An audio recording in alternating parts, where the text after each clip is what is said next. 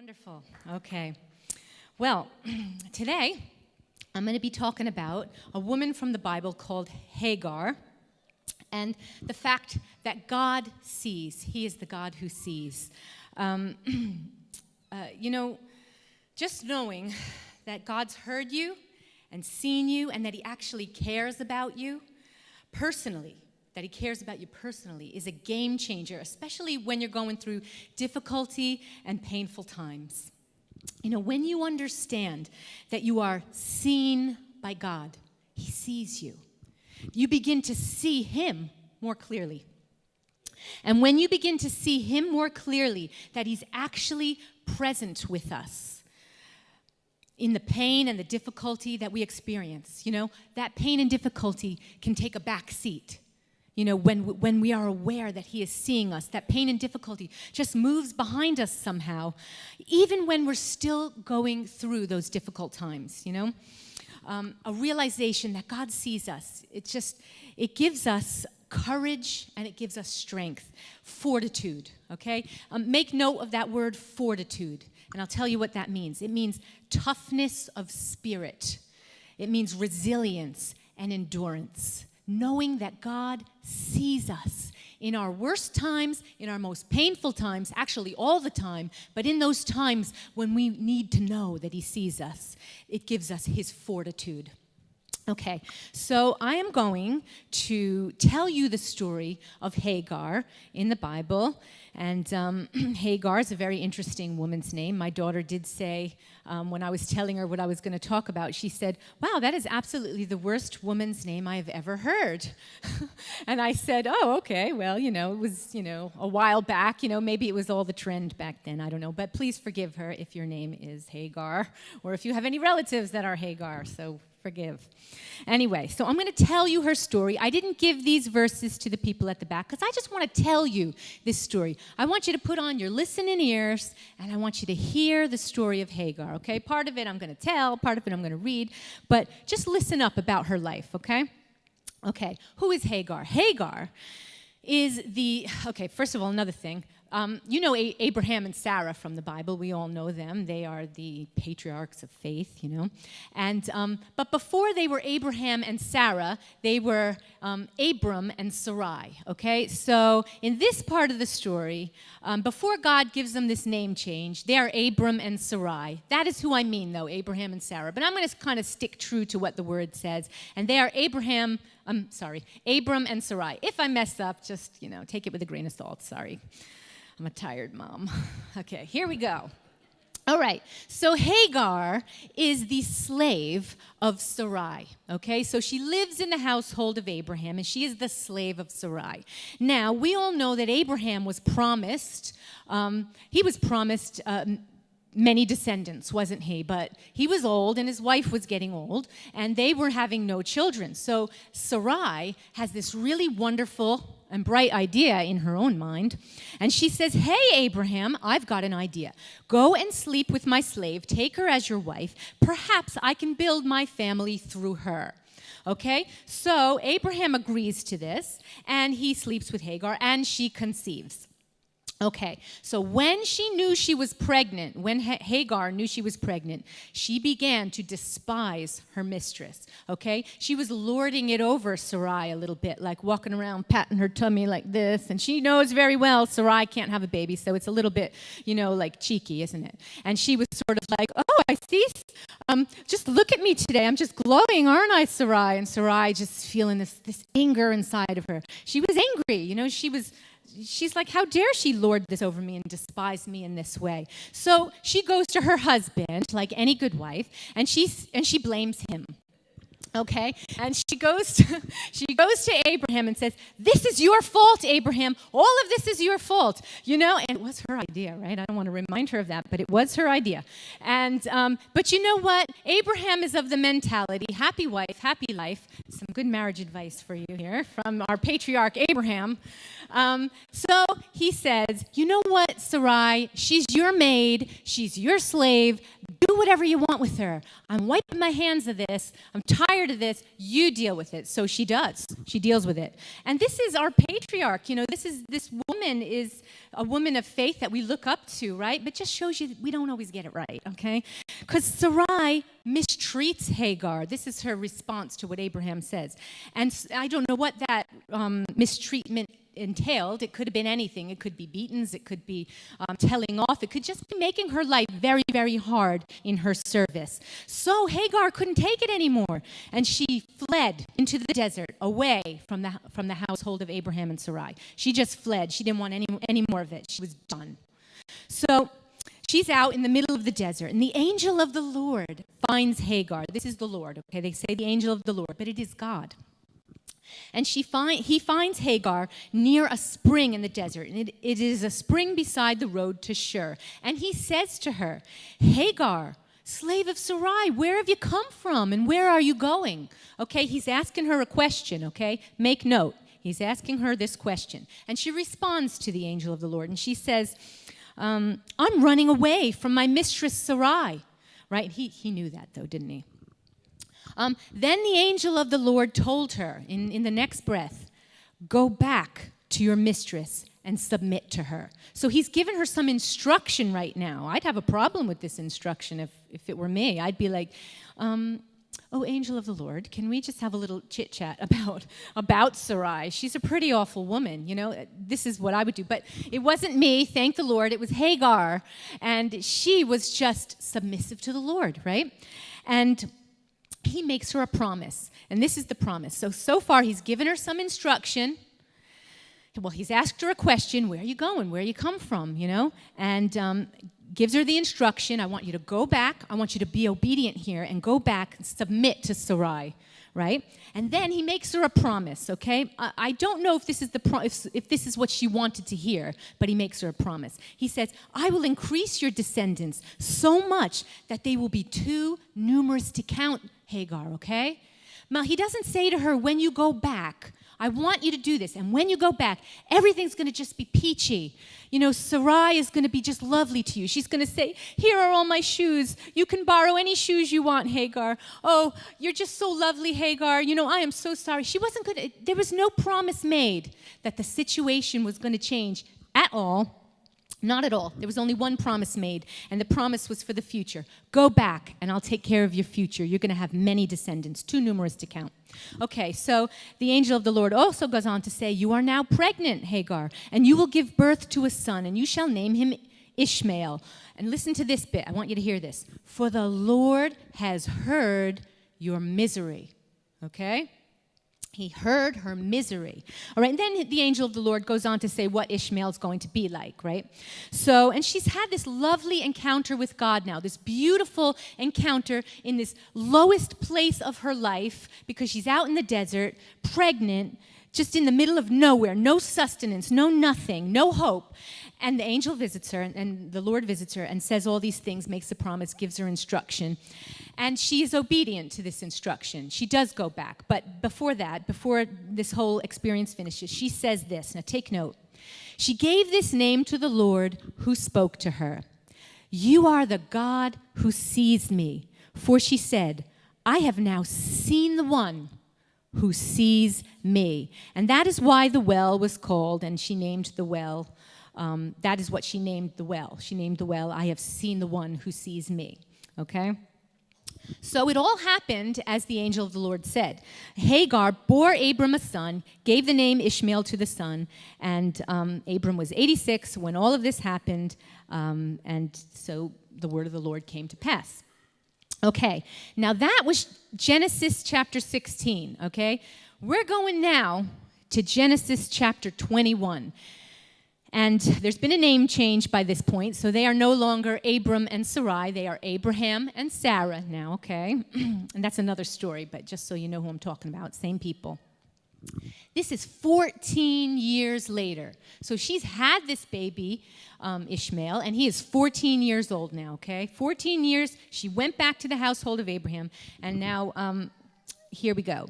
So now the Lord was gracious to Sarah, And he, as he had said, because he promised that they would have children from Sarah, that their lineage would come from Sarah. So he was gracious to Sarah, and the Lord did for Sarah what he had promised. Sarah became pregnant and bore a son to Abraham in his old age at that very time that God had promised him. Okay, now listen. The child grew, Isaac, and was weaned. And on the day that Isaac was weaned, Abraham held a great feast. But Sarah saw that the son whom Hagar the Egyptian had borne to Abraham was mocking. And she said to him, now, she was mocking, okay? Or she saw that the son was mocking. Now, I don't know. He's 14 years old, right? Ishmael. And this little child, I don't know, he was weaned. I'm not exactly sure what age that would have been, but he's, younger. And so I don't know if it was brotherly poking fun at or what. But I do know that Sarah seemed to have a little chip on her shoulder. And maybe she was making a bigger thing of what was going on with this mocking. I don't know. She was quite willing, she wasn't so happy with Hagar, was she? So we know her attitude wasn't great. But listen to what she says right now. Okay. So she saw that the child Ishmael was mocking. And she said to Abraham, "Get rid of that slave woman and her son, for that woman's son will never share in the inheritance with my son Isaac." And the matter distressed Abraham greatly because it concerned his son. But God said to him, now God's making a promise here, okay, to Abraham. "Do not be so distressed about the boy, Abraham, and the slave woman. Listen to whatever Sarah tells you, because it is through Isaac that your offspring will be reckoned. I will make the son of the slave into a nation also, because he is your offspring." So he's saying to Abraham, listen, do what Sarah's saying, but don't worry. Don't worry about Ishmael, and don't worry about Hagar. I will take care of them. There is a future for them, and I will take care of them, okay? All right, this there. Okay, so early the next morning, and this is really sad. Imagine yourself in this situation, because Abraham would have loved his son Ishmael, okay? So early the next morning, Abraham took some food and a skin of water and gave them to Hagar, and he set them on her shoulders and sent her off with the boy. She went on her way and wandered in the desert of Beersheba, and when the water in the skin was gone, she put the boy under one of the bushes over there, said, "Go over there, Ishmael, lay down." Then she went off and sat down about a bow shot away on that side, for she thought, "I cannot watch the boy die." And as she sat there, she began to sob, okay? She's got no hope. She's got nothing. The water's gone, the food is gone. It's imminent death. The boy is under there. She knows they're going to die, okay? Or she believes they're going to die. Okay. God heard the boy crying, and the angel of God called to Hagar from heaven, and he said to her, "What is the matter, Hagar? Do not be afraid.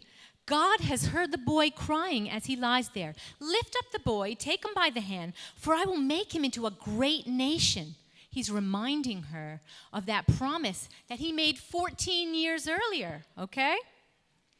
Had she remembered that promise, she might not be there weeping so much, because in a promise from God is future. When God gives you a promise, it is future. That no matter what your circumstances look like, you have to remember God has spoken future to me. Okay, so, I will make him a great nation. Then this wonderful thing happens. Then, all of a sudden, God opened her eyes, and she saw a well of water. Now, she was in the desert and there was nothing there. Or if it was there, she wasn't seeing it. God opened her eyes and she saw a well of water. So she went and filled the skin with water and gave the boy a drink. I always feel like that at that bit in the story. God was with the boy as he grew up. He lived in the desert and became an archer. And while he was living in the desert of Paran, his mother got a wife for him from Egypt.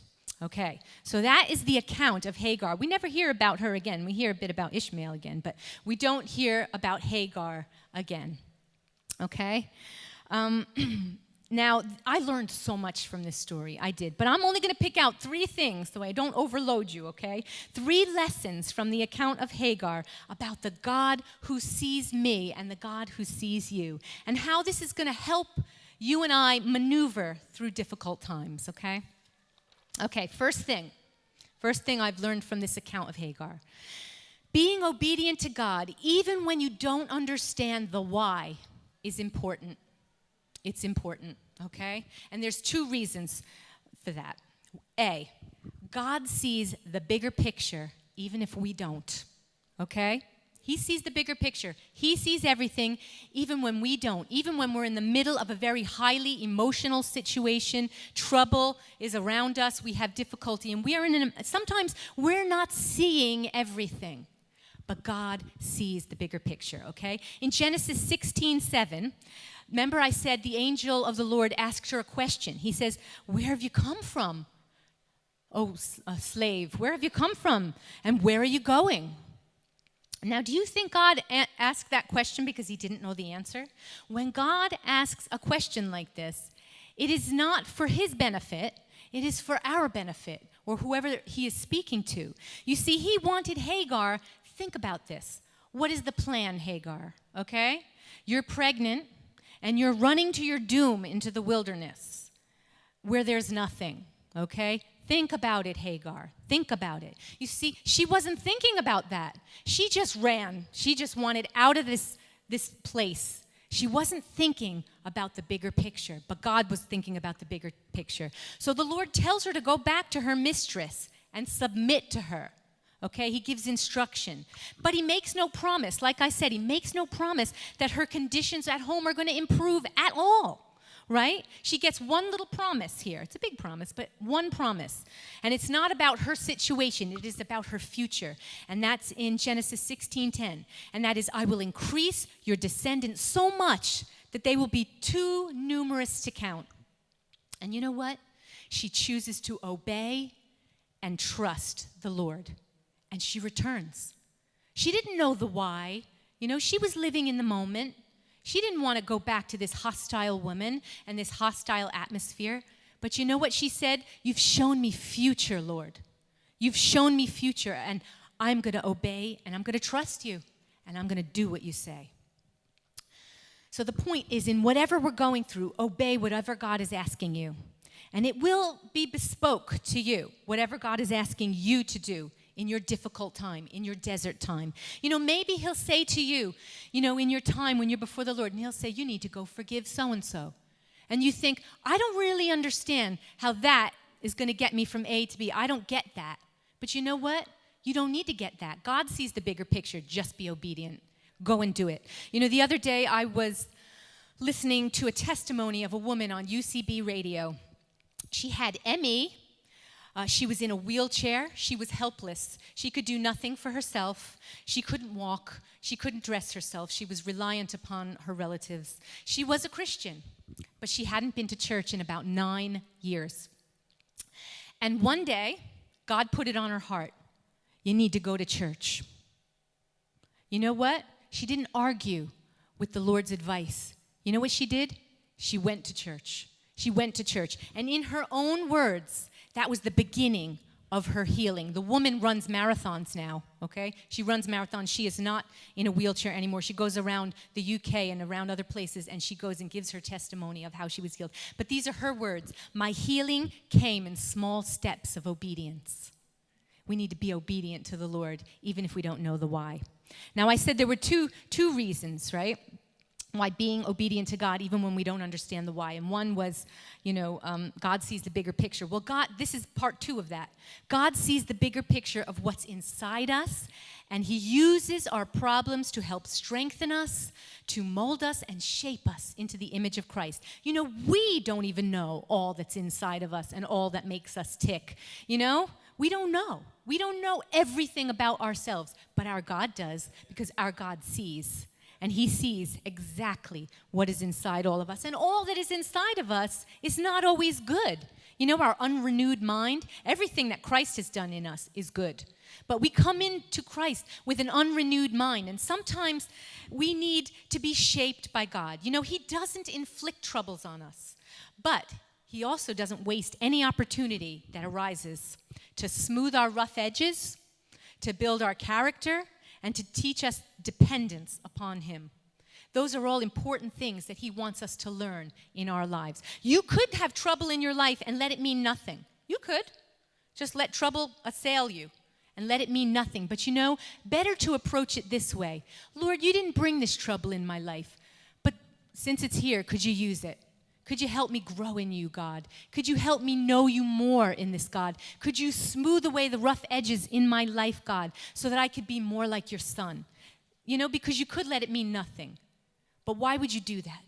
Be like our God and don't let opportunities be wasted. Because trouble, although we don't want it, you don't want to waste it. Okay.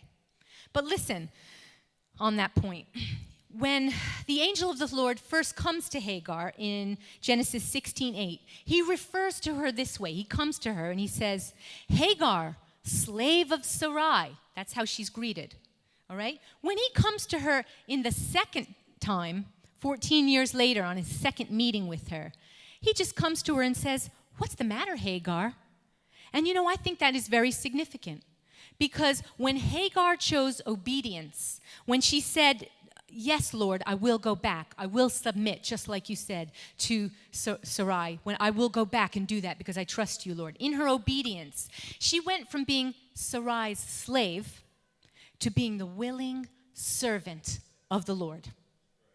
That's who she was. And her situation didn't change, but she allowed God to use her situation to change her for the better. And you'd better believe that when she went back, everything she did for Sarai, I don't know what it would have been, cooking, cleaning, polishing her silverware, I don't know. She did it in honor of God and not as a slave to Sarai.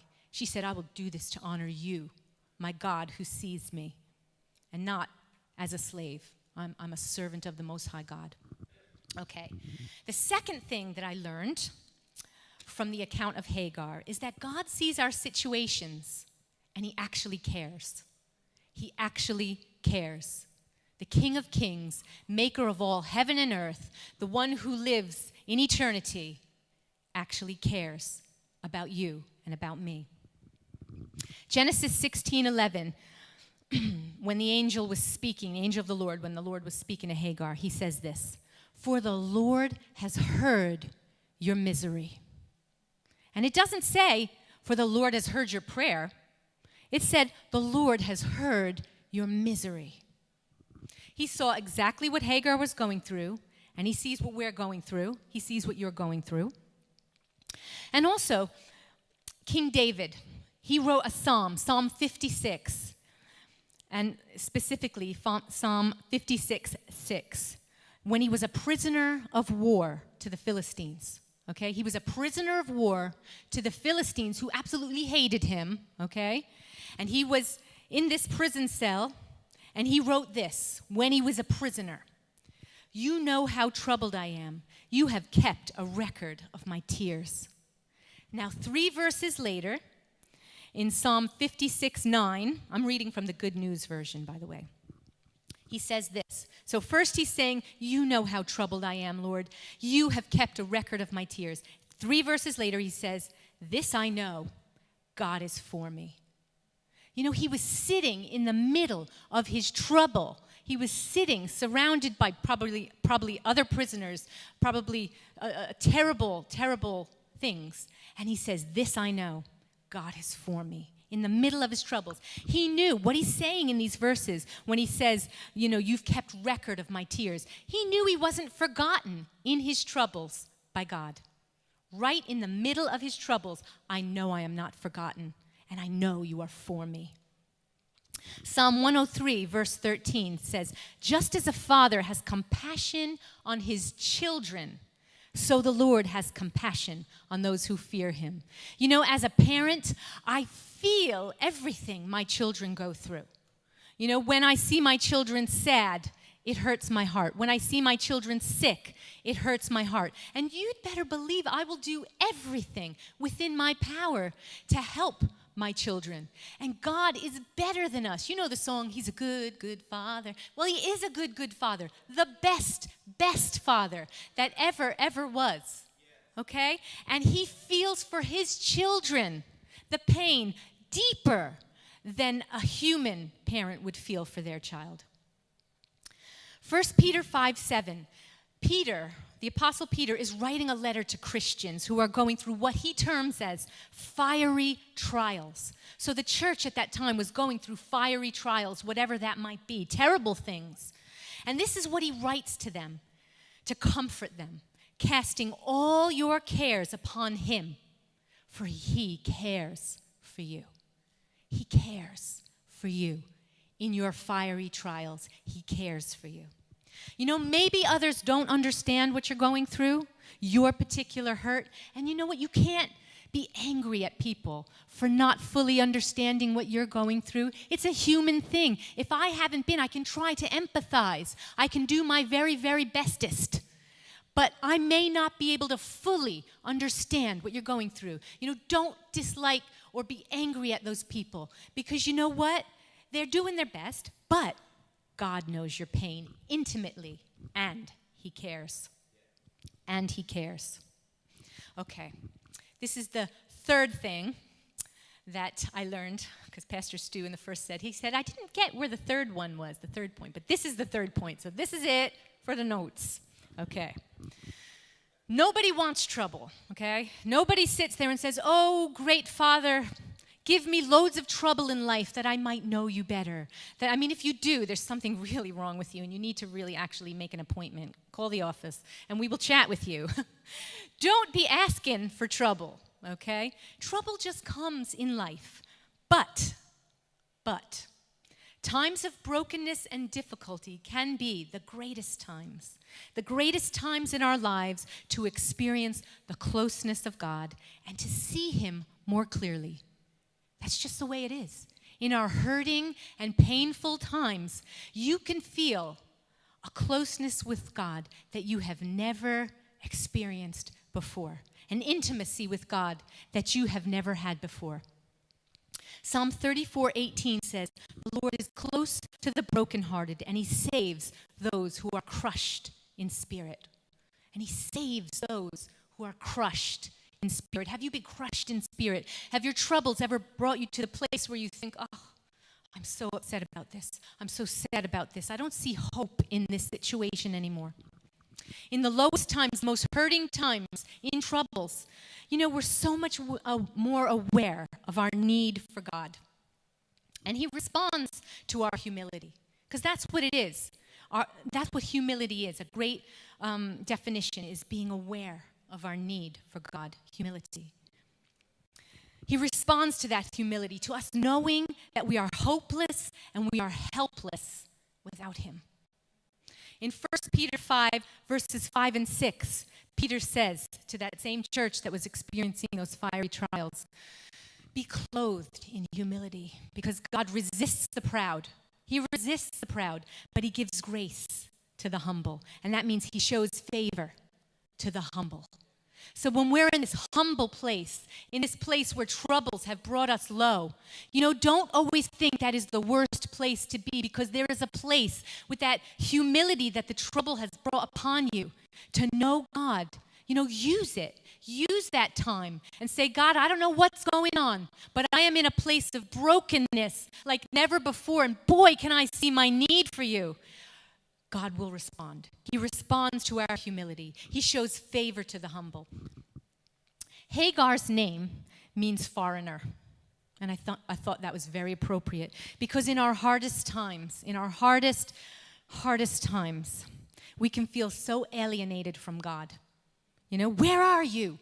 Where are you? In my trouble, where are you, God? You are so far, far away. But the scripture actually points out that the opposite is true, you know? And that shows me that you cannot always trust your feelings. Yes, you feel alienated from God. Yes, you feel like he doesn't care. But you know what? Our feelings can lie to us, because the word of God says opposite. Psalm 46:1 says, God is our refuge and strength, an ever-present help in trouble. He's always there. He's always there. It's just that sometimes in those places of brokenness, we look for him more. Isaiah 57:15 says that he actually dwells. He makes a home with those who are humble in spirit. He makes a home with those people who are going through stuff, in those hard places, in those desert places. He comes and makes home with the humble in spirit, the contrite. And I ask this question to myself, why? Is he sadistic? Why? Why does he make a home? Because he just wants to watch you cry. He just wants to watch you in pain and even give you a little pat on the back there and say, there. No, because the rest of that verse says that he makes a home with those who are humble in spirit in order to revive the spirit of the humble. That's his purpose, in order to revive you when you are down and you are at your lowest. I always say this, he is your biggest cheerleader. Always, always, always. He wants to lift you up. You know that song, we were singing it today, that the resurrected King is resurrecting me. That's what he wants to do in your lowest times. He wants to lift you up. He wants to get you out of the ashes and say, come on, get up. You have future. In Genesis 16, when the Lord finds Hagar the first time, and he speaks with her, and he gives her instruction, and he makes a promise about her descendants, she says this in Genesis 16:13. And she gave this name to the Lord who spoke to her. You are the God who sees me. For she said, I have now seen the one who sees me. And that's just a beautiful poetic way of saying, you're not so far away, God. You actually see me. In my distress, you see me. You're close. And because of this closeness, I can see you. I'm getting a glimpse of you. I can see the one who sees me. This encounter that she had, this closeness, this revelation, this glimpse of God that she had, that he's close. I am not a foreigner to God. He's in this with me. This closeness gave her what I talked about at the beginning, fortitude, endurance, strength of spirit, metal in her spine to face the future. It gave her the courage to make that decision to go back to Sarai when she knew she'd not been promised ideal situations, that she wasn't going to go back to, fluffy, lovely pillows and what. She knew that. But the promise of the Lord, that he spoke to her and that he saw her in her situation, gave her courage, gave her fortitude. The very last thing that we see in Scripture regarding Hagar is in Genesis 21:19. And this is wonderful. It's where God opens her eyes. Okay, she's in the desert now. There's nothing. Her son's under the bushes there, ready to die. She's under here. She says, I can't even watch him die. I'm just going to stay over here, And she sobbed and he sobbed. And then the Lord hears her misery and comes to her and says, what's going on, Hagar? She forgot that 14 years earlier, God said to her that I am going to make your son into a great nation. She forgot the promise of God. If she had remembered that wonderful promise, she would know nothing is going to happen to him. I'm going to be okay. God is going to work out this situation. I don't know how, because situation stinks. It's really bad. I don't know how he's going to work it out. But I have promise. If she had remembered that, but she didn't remember that. It was 14 years. And sometimes we forget the promise of God in our situation. Situations get bad. They start to look worse and go from bad to worse. And we think, I don't know, there's no hope here. Anyway, she's sitting in this terrible situation. The angel has just spoken to her. And, sorry, I thought the angel of the Lord, right? It was coming down on her. The God who sees gives her hope. What happens? She couldn't see, and it says, then God opened her eyes, and she saw a well of water. He gave her hope where there was no hope. Okay? She was ready to die in the wilderness with her son. She had no hope. Not at all. He opened her eyes. I have a very similar situation that happened in my life. No, I wasn't in the desert. No, and I didn't see a well. But I was having a very, very, very hard time, a very bad time. And I had been believing God for a very, very long time about something. Very long time. And, I was having a little trouble sleeping one particular night. I guess it had been the morning. I didn't know what time it was. It was just dark out. And I went downstairs and I pulled up a chair to a window and I sat there. And I prayed. And I was looking out a window. I was sat in the dark. I was in a sad place. And I was looking out into the dark because it was completely dark outside. Completely dark. Couldn't see anything. And I prayed. And I said, God, I have been believing for this so long, God. When are you going to come through, Lord? When are you going to come through? I've been believing your promise, God. I'm on this side of the Red Sea. When am I going to get to that side of the Red Sea? I want to be on that side of the Red Sea. When, Lord? When? I could not have timed this more perfectly. I didn't look at my iPhone and where it says sunset or anything like that and just position myself on this chair. At that very moment, completely out of my hands, the sun started to rise.